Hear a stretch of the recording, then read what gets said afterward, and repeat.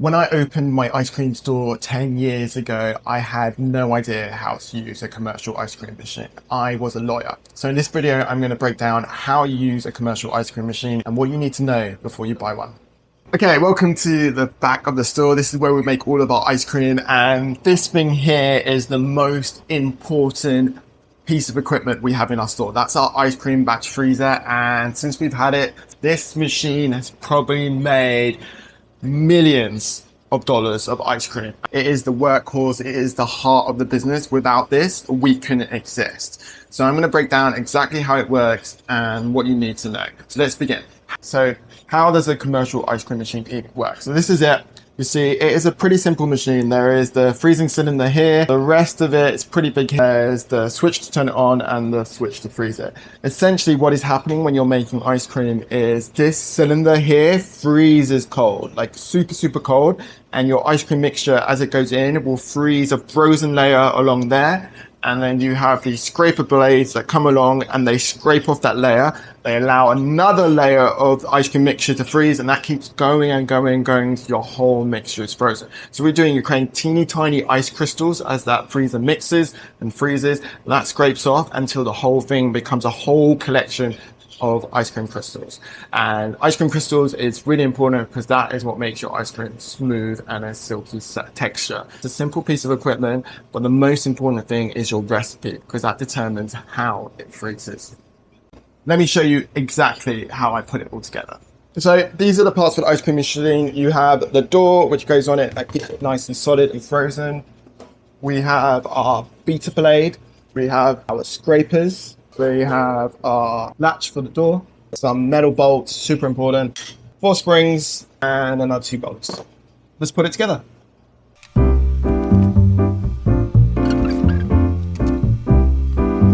While the machine's drying out, let's go over some key considerations that you want to consider if you're thinking about buying an ice cream machine for your business. First of all, we use an Amory Thompson machine. We got this used for about $10,000. Super recommend it. Amory Thompson, we haven't had any problems with it. It has been a real workhorse. They're based in America. In Florida, so easy to get parts as well, and super reliable machines. This thing is on 3-phase power, so you have to adapt your power and consider that. Make sure you have the right outlet in place because the outlet looks very different. This is what the outlet looks for the machine. If you can see, quite dark over here. So we have a nice big old plug, special plug there for that. So you want to really make sure you have the right powers in there. You just cannot buy a machine and plug it into a normal outlet. It will not work. Consideration number 2 is heat. These things produce a lot of heat, and I mean a lot of heat. There's 2 types of cooling system. There is an air cooling system, which is typically more reliable, less problemsome, but it will heat up your store and make it a lot hotter. The other one is a water cool system, which you have to have a special, normally, water system plumbed and in place. They're quieter, they work more efficiently, but there's the extra cost of the plumbing that goes in that and the complication. We just went for an air cooled because it's nice and simple, but we didn't really think about ventilation. So the machine does get hot and it gets really hot in here. Like for example, last summer, our air conditioning stopped working and we could only run the machine from 6 o'clock in the morning until about 10 a.m. because after that in the summer it would get to like 90 degrees in here and it was crazy. So for about 2 weeks while our AC was being fixed, we had a shorter window where we just couldn't use the ice cream machine. So to counteract that, I put a fan right next to the ice cream machine.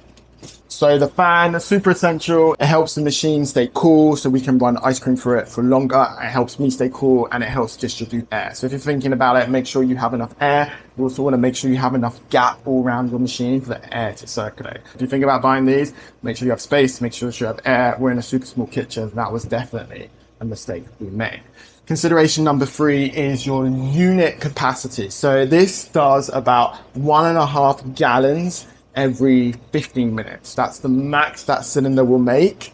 Now, for a store our size, this really is a limitation.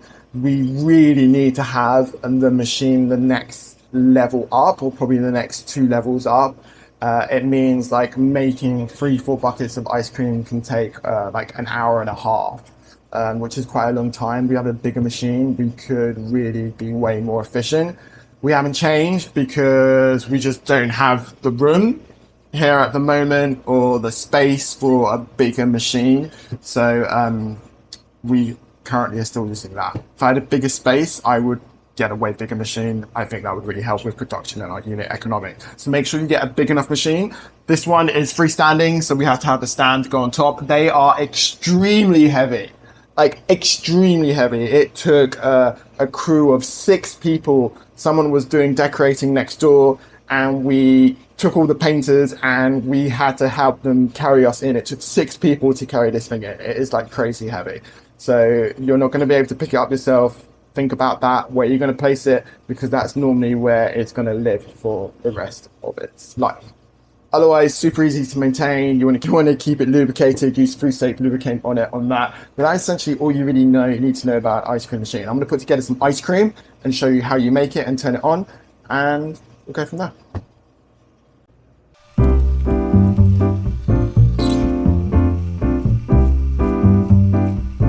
Okay, we have our ice cream batch ready to go. I made some pink vanilla plant-based ice cream, just coconut cream, vanilla and dates, and now we got to pour it into the machine. So we have our ice cream in there. Now it's going to turn on. The 2 ways that we have to do. We have a freezing switch. This will turn on the freezer for the ice cream. And we have the turning switch. What's really interesting about these machines is that you can adjust the rate at which the beater spins. So the faster it spins, the more air you whip in, the lighter your ice cream will be, depending on your recipe, but it will melt quicker. The slower it spins, the denser, more gelato feel like your ice cream will be. So I found 180, 185 RPM is like the best for our batch of ice cream. Okay, so we've got it on 185. You can see that there. And then what we're going to do, we're going to press the green button. This will turn it on spinning. So what's happening now is the feeder that we installed and put in is spinning inside. It's spinning that way constantly, but it's not freezing yet, but it's churning the ice cream. Now to freeze it, we press this button here. Now this is an older model, so it doesn't have a timer. So top tip, if you are buying an older model without a timer, buy yourself a timer. First batch usually takes around 15 minutes, and then they get quicker after that because the mixture in there and the cylinder's already cold. There. While that's running in the background, let's go over some common questions you might have, like what's the cost involved with actually running this machine? Well, let's first of all break down the beginning cost. So we got this machine in 2018. It cost us around $11,000. It was like $11,000. We got it used. It was in pretty good condition.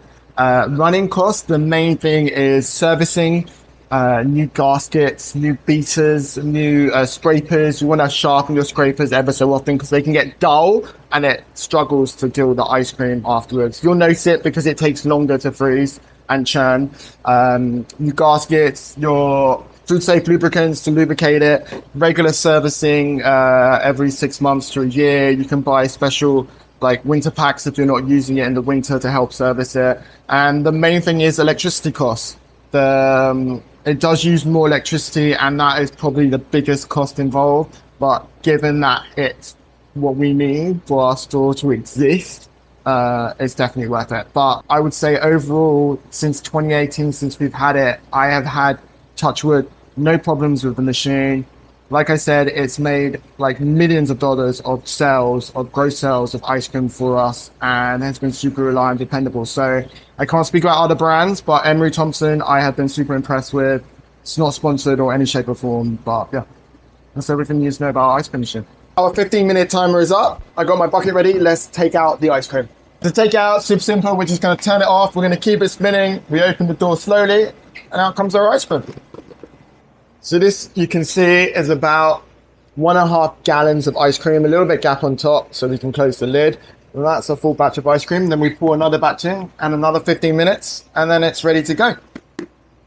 So I made that look pretty simple. I've been making my plant-based ice cream for over 10 years. I could probably do that in my sleep. So what really are the downsides? If you're thinking of buying a batch freezer or you're starting an ice cream business, what are the hard bits? Well, first is it does take some time to learn and train people on it. When I train new staff members on it, it does take a few attempts for them to learn all the little kinks and tricks that I've learned over time. They can make it be messy. You've got to really handhold them to get them to get to that point. To get over that, I have made training videos and information brochures that staff can follow. What about cleaning? Cleaning, to be honest, is pretty simple.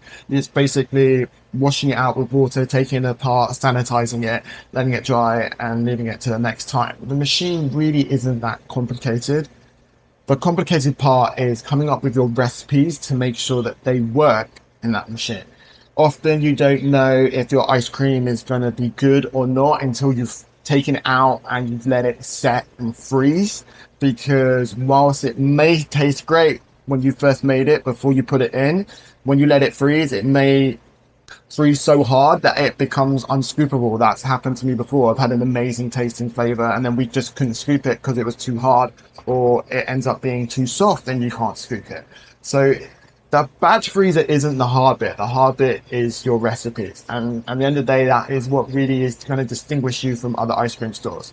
Now, if you want to know more about batch freezers, or you have any specific questions, you're thinking of buying one, or you want to know how to use it, I will be happy to answer any comments that you put. I'll be happy to answer any questions you put in the comments. I've been doing this for 10 years. I understand it pretty well. Happy to help people as much as I can. Hope you enjoy this. Follow along for more real business, real lessons. Big love.